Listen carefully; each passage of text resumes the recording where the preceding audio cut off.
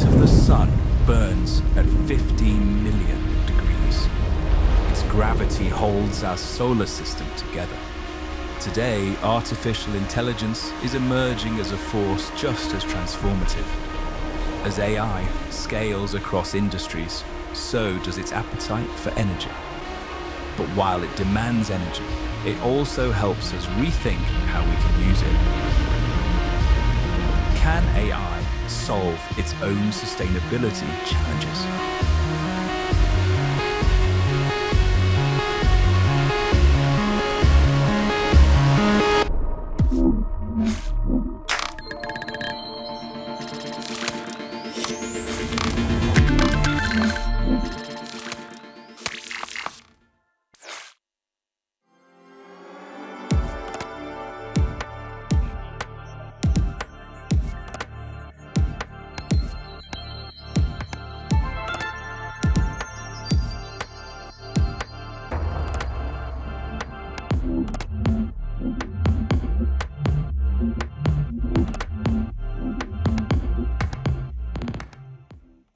Good morning, nearly good afternoon, everyone. Thank you for joining us, esteemed guests, colleagues. I'm Magdalena Konig, General Counsel for AIQ, Abu Dhabi's very own AI pioneer, evolving and advancing the energy sector. Electrification of our world, our electric dreams, if you will, only really began at the beginning of the 1880s, so 150 years ago. But last year, our planet consumed just under 30,000 terawatt hours of electricity. That's around 198 trillion kettles boiled for the tea and coffee enthusiasts amongst us who I hope you just enjoyed a second ago. 198 trillion. If you put that into light bulb scales, a 60-watt light bulb never turned out. That amount of electricity would keep that light bulb burning for 56 billion years. That's 4 times the age of this universe. Our global electricity use last year, of that, around 1.5% powered data centers. But that's set to double by 2030. And as AI continues to upscale, that's only going to continue to rise. So AI and energy are profoundly interconnected and mutually reinforcing. AI is a key enabler to increasing the supply of energy in a sustainable manner, but you can't scale AI without access to energy. So the true cost of AI isn't just code, it's in kilowatts. And the race to AI supremacy is essentially an energy play. So this raises some tough challenges and questions, particularly how do we ensure AI is developed and implemented in a manner that is truly sustainable? AI will help us answer some of these questions and to meet these challenges. And therein lies the Nexus AI energy, the AI energy Nexus, if you will. I'm joined here today by 3 experts playing an instrumental role in navigating and mitigating these challenges. Christopher Midgley, Senior Vice President of Energy Intelligence and Outlook at ADNOC Group, the energy company that's implemented over 200 AI use cases. Hassan Alnaqbi, CEO of Khazna, G42 company, leading the hyperscale data center solutions. And joining us virtually, we have Andy Hock, Chief Product and Strategy Officer from Cerebras Systems. Hi there, Andy. Hello, everybody. So without further ado, I think I'd like to speak to you, Chris, first, to talk to how you see things in terms of the market trends from the energy sector perspective. Great, well, thank you, and privileged to be here and humbling to follow such an inspiring speech there by Peng this morning, which touched on some of the key points. I want to talk about 3 mega trends. Peng talked about the potential of AI, but AI is just potential without energy. And yet today, you heard Brad talk about the global south. 7 billion people can merely aspire to live the way we are living here today. 760 million people have no access to electricity, and over 2 billion people still use dirty cooking fuels, burning charcoal and wood for their energy.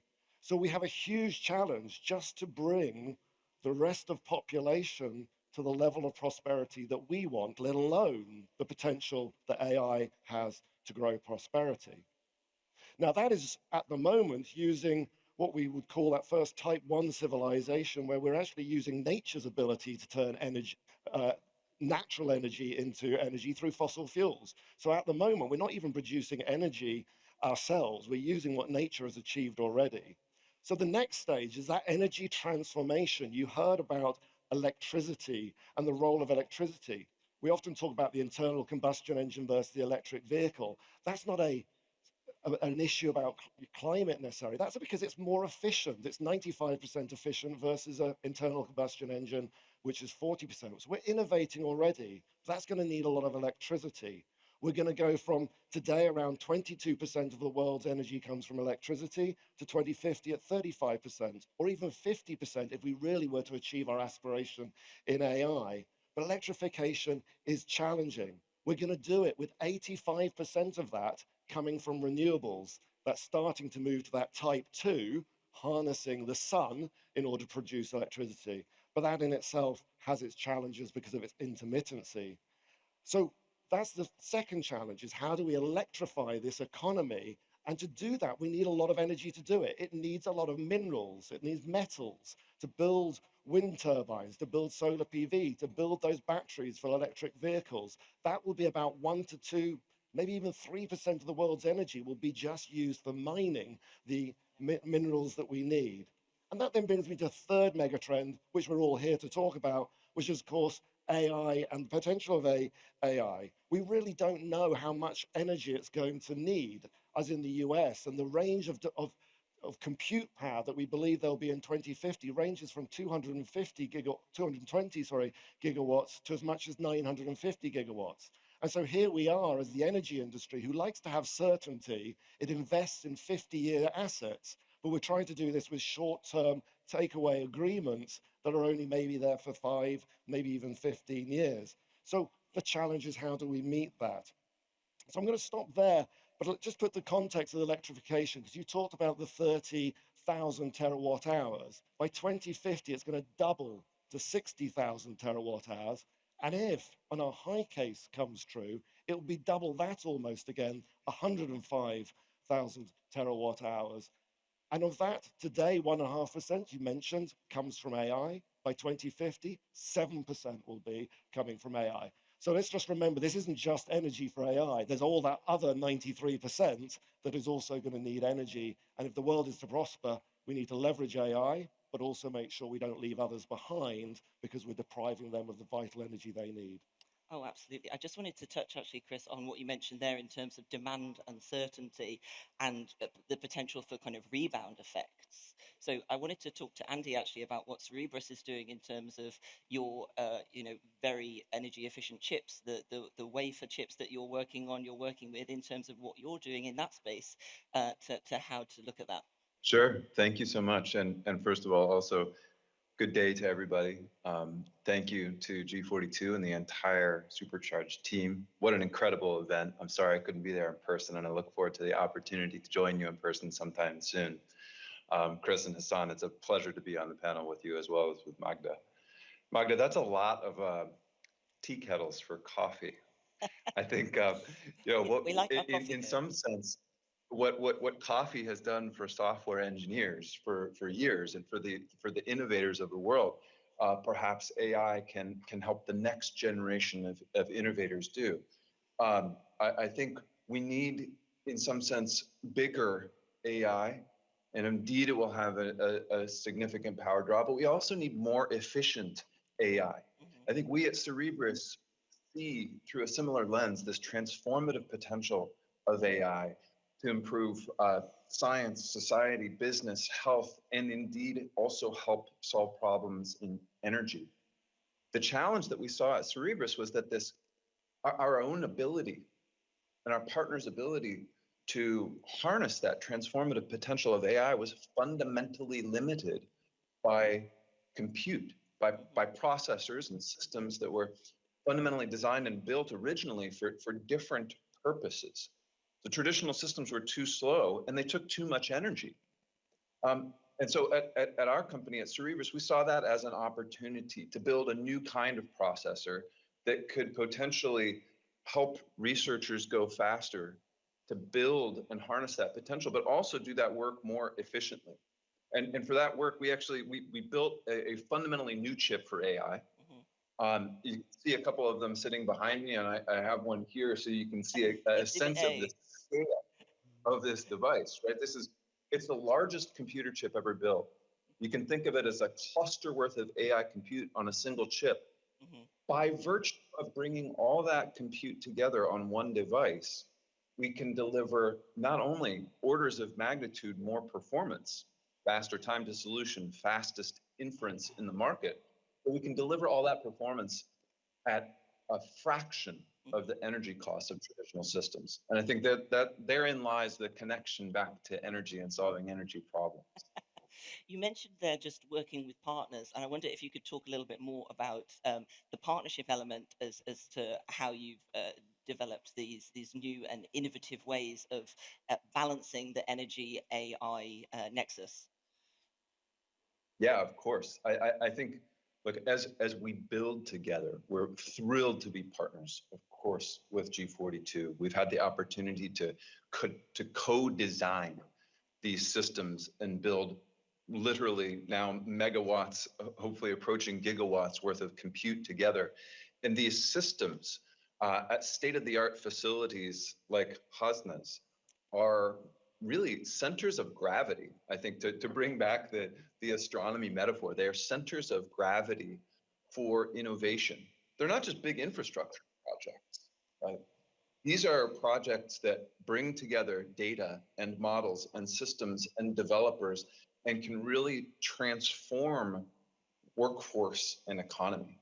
And so I think partners are important in all of that. It cannot be just computer builders. Absolutely. Right? I think all of us here on stage, and indeed I think in the audience, are builders in some respect. And what we do is we're building tools for other people to create and innovate upon. And I think partnerships are absolutely critical to that. I think something we do at AIQ actually, it really builds on what you mentioned in terms of working incredibly closely with partners in the market, other developers, and our customers in particular as well. But I mean, you mentioned working with Khazna. So Hassan, I wanted to talk to you around your view on the energy AI nexus and your view also in terms of what the UAE is doing in terms of becoming an AI hub for infrastructure, for facilitating the development and implementation of AI. Absolutely. Thank you, Magda. I think if you look at our business a few years back, I think it will be hardly anyone knows about data center. And I think this is a conversation I always have an issue with when I meet my friend and explain what I do. But I think with AI coming in, I think now everyone is looking at data center as the foundation layer of the new economy. And I think what we are doing here at UAE, I think it starts with the leadership. And I think Ping touched upon this in the morning when he said, we have a nation that believes and embraces AI. We have a nation that have AI as part of the national agenda. They don't only embrace AI as a technology, but they know the impact of the AI on actually the economics, but also on its people and the society. And that's why I think AI is becoming really part of the national strategy, and it's being driven from the higher up.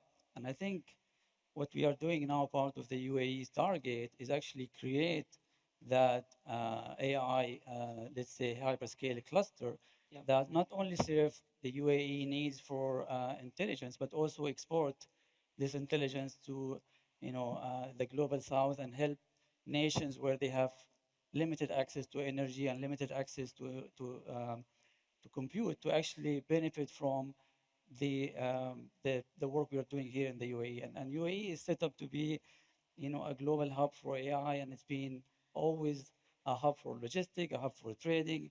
And I think it's very natural for us to be taking the lead and also making, a hyperscale hub for also exporting intelligence to the world. working on that, or going on that phrase, hyperscale, something that I noticed from Dr. Sultan's recent trip to Washington is in terms of, obviously we talk about hyperscalers in terms of AI and technology, but I think one of the interesting quotes he raised was hyperscaling energy. And I think that links really nicely into the requirement for investment and investment in energy. I wonder, Chris, if you could talk a little bit around that piece. Yes, and these two chaps have given me a really big problem. They're making things bigger, better, faster, maybe more efficient, and the energy industry is struggling to keep up. We're talking about $1.5 trillion per annum that needs to be invested into energy. Now, put that in context, AI is going to be on data centers probably around 1.3 trillion per annum, and yet we're not investing nearly fast enough. We need to look at 4 key areas. We need to get more generation to start with, to generate more electricity. And we're doing that right now, a lot of that with renewables, because it's cheapest. But we also need to have a certain amount of gas in there, because that's more flexible. We need batteries that can help manage the demand and the shifts of, the different loads and balance it out. And we need something nuclear to make it cleaner. So we've got a whole lot of choices. We don't know how much energy we need. We don't know which energy we need, but it's really an and solution. The problem is nuclear, if we just put some context, we needed to get about 800 gigawatts of additional generation just for data centers by How many cups of coffee is that? I'm trying to work it out. I haven't had enough to do it yet. But it is, let me just say how much nuclear it is. It's 110 gigawatts of nuclear that we'll need to install at $10 billion per gigawatt. Or it's 3.6 terawatts of renewables. Well, these renewables are only $1 billion per gigawatt. So in that is also one of the challenges. But if we put renewables in, we need 3 to 4 times the amount of transmission to be built, because transmission, it doesn't operate all the time. You don't have the same level of utilization. And if we just give it one of those things coming out of Washington last week, which was an interesting quote, we need 70,000 miles more transmission cabling and grid by 2030, 2035. At the moment, we're building it at 350 miles per annum, so that we'll only get there by 2235, 200 years late at this stage. Yeah. So I just give that just the context of the challenge. It's not just the generation, it's also the grid that we need. And I can just go to the last little areas around sort of consumption. The challenge here with a data center, let's say a 1 megawatt data center, that's the same as energy that 3 million households consume. Now, in US context, that's Denver, it's probably Dubai. But Denver wasn't built in the year, Dubai wasn't. It was built over 70 years and grew. We were able to bring energy as prosperity grew. Now we're dropping it, a whole city the size of Denver or Dubai, in one go. And that's 1 gigawatt, not the 5 gigawatts we're sort of aspiring to here. And the last piece is, we're trying to do that while not impacting the rest of mankind and making sure we maintain prosperity for others. And what we've seen in the US, energy prices have gone up 26% if you're a consumer. You've got less reliability. So we need to try to do this hand in hand, because social license for data centers is starting to be lost in the US because consumers feel they're losing out to the machine. I think that's something we do, just as last point, is I think worth considering and thinking about as we build this out. I think just touching on that, if I may, I would just jump in just to, there's so much good stuff here. This really makes me wish I could join you once again for a coffee break, and I will soon. But I think, requirements for energy supply, requirements that energy be clean and delivered at greater efficiency with greater reach and equitable access. Chris, just made me think, like, we don't do this stuff because it's easy. It reminds me of Carl Sagan's perspective, right? The work that we do because the challenge is important. And I think there's the flip side to that challenge is this massive opportunity for AI to help us deliver that equitable, clean energy supply at capacity. Models like Energy LLM that ADNOC and MBZ and G42 built together to give greater insight to energy delivery. The older Google research on RL models for efficient power operation in data centers, cutting edge AI HPC work for materials and energy science research, right? There's this massive potential, I think, for AI to also help solve that problem, as Magda introduced it, that I think is incredibly exciting. Agree. Oh, absolutely. I think I touched on ADNOC implementing, over 200 AI use cases, so closing the cycle. But I think, again, touching on one of the points that Chris mentioned is obviously the massive figures you're mentioning.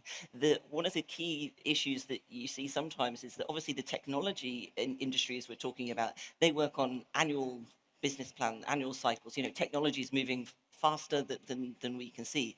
But historically, the energy sector, oil and gas sector, it works on these infrastructure projects that are decades long. So it's very challenging to kind of think about how you bridge the gap or bring that nexus together. Well, indeed, at the moment, you can't even get a gas turbine until for 7 years. The waiting list is that line. A transformer, we forget about these transformers that everybody needs. Here. It's 3 years at least. Yeah. And one of the other challenges there is what we need to do is everyone's innovating and we're not standardizing, so we're not able to industrialize this process. I'd love to come back to the opportunities, I agree there's more, we'll come back to that at the end, but certainly lots of opportunity as well as challenge. If one of the points that Peng raised, or that I really like the quote that he raised, is life is about choices. So I think when we're thinking about the choices that we're making in terms of developing, implementing AI, Hassan, I wonder if you could talk to how Khazna is creating an energy efficient way for developing and implementing AI in terms of the data center perspective. Sure. I think the AI in particular bring one certain challenge, which is the cooling. And I think, in the cloud era, cooling was not a major issue. I think when AI comes online, cooling becomes a challenge. And thanks to Andy and his team, basically making the optimized platform, which basically challenges us to actually cool that optimized solution. So today, the heat generated by the AI chips require amount of cooling that we have never seen 5 years ago. And I think we are aggressively moving to actually cool these chips with a direct to the chip cooling, which is a new closed loop liquid to liquid cooling that allows us to actually not only save on the energy, but also be able to cool this heat dissipation that is coming from the compute power we have in the system. And that's basically what driving the innovation on the AI.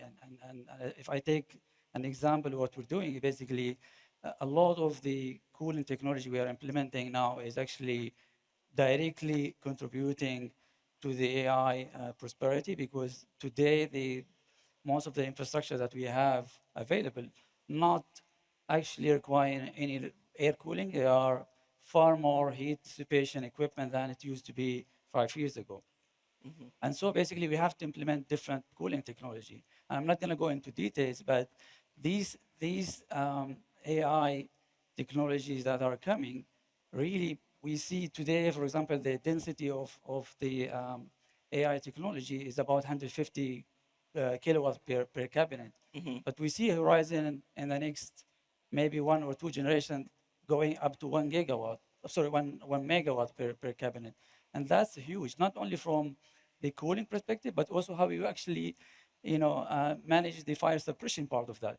Yeah. So I think AI is actually driving innovation in our industry, and we are set to, support the prosperity of AI, and hopefully in the next few years you will see even more technology that helping us develop what AI infrastructure require to evolve and prosper. What I really took from that is there's obviously a lot for us to do. There's a lot of challenges, a lot of opportunities, but it's a very much collaborative, ecosystem centric approach. So it's not just the data center, it's not just the energy producer, it's not just the chip producer, it's not just the developer. I wonder if we could talk to Chris a little bit about this whole concept of AI for energy, energy for AI, and this whole kind of ecosystem concept and how that links to the Nexus. Yeah, I think Andy raised it well. I mean, the opportunity for innovation that AI brings us is massive. Let's just start with generation. And Peng talked about obviously what's going on in Iran and the nuclear.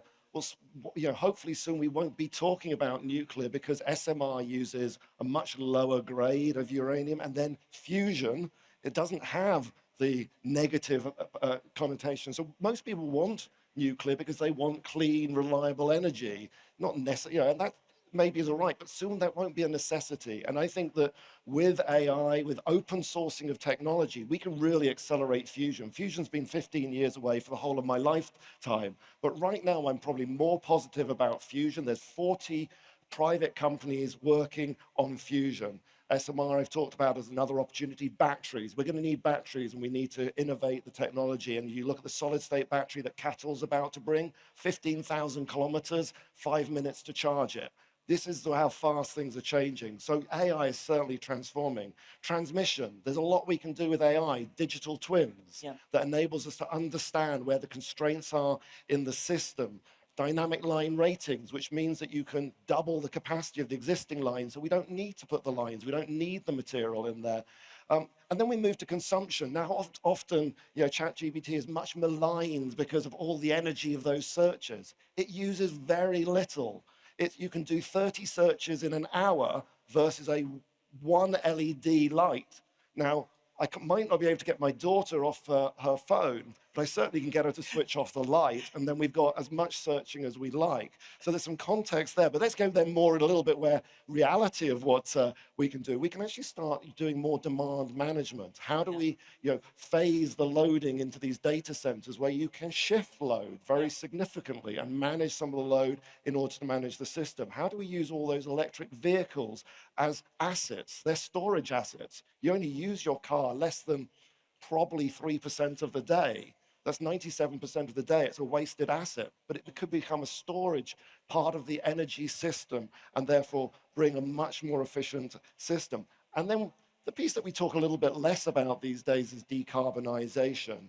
Now, reality is, I think that's a good thing because what we're focusing on is energy efficiency. If you're more efficient, you have less emissions. Get that right, the latter one is solved. But eventually, we will need a certain amount of direct air capture, CCS, and we can bring all of those costs down. Huge opportunity, reduce energy intensity, reduce resource intensity, reduce capital intensity. Eventually, we'll have lower carbon intensity. We create a much more prosperous, and I think that image that Peng had of a much more attractive world for us to be really optimistic about. Easy. It sounds very simple. Can we go fast enough? There's the challenge. I'm conscious of time, but Andy, I just wanted to just touch on a couple of those points from Chris with you in terms of obviously what Cerebras Systems is doing in terms of the broader AI infrastructure ecosystems at like the G42's intelligence grid to optimize energy at the system level, not just the chip level. If you could talk to that just very briefly for us. Sure. I think, I come to AI as I often joke as a recovering researcher. I have a background in physics, and I think that these technologies only really become powerful, to Hassan's earlier point, actually, when they become more accessible, right? For example, we've been talking today a little bit about access for the region and access for the global south. I think these systems really only become powerful when they are accessible. And accessible isn't just about geolocation or geography or society. It's also about ability to use these systems.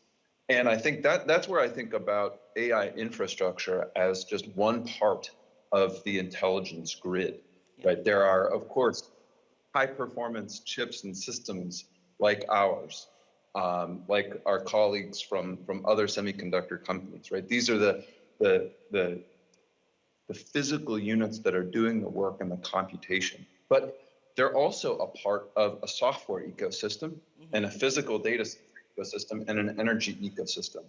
And so I think of the systems that we build at Cerebras as the engines underneath the hood that are doing the work. But in order for those systems to be accessible, they have to be in data centers with power and then part of a software ecosystem that our colleagues at G42 and Presight and Core 42 are developing. And that's the bridge between human developers and researchers and this underlying infrastructure that I think is critically important. I mean, there's so much fantastic information, nuance, detail that you three have brought to this discussion today. I mean, we could probably sit here and talk about the AI Energy Nexus for the rest of the day, but I'm sure the rest of the event organizers would crucify me. So I'd just like to take a couple of moments to thank Chris Midgley, Hassan Alnaqbi, and Andy Hock for joining us today to talk about the AI Energy Nexus. And I think Peng again really put it very nicely, or put it fantastically earlier, to say that AI relates to the darkest and the brightest moments of humanity, but you can't have the brightest moments without energy. So without further ado, thank you so much, gentlemen, and thank you for joining us this morning.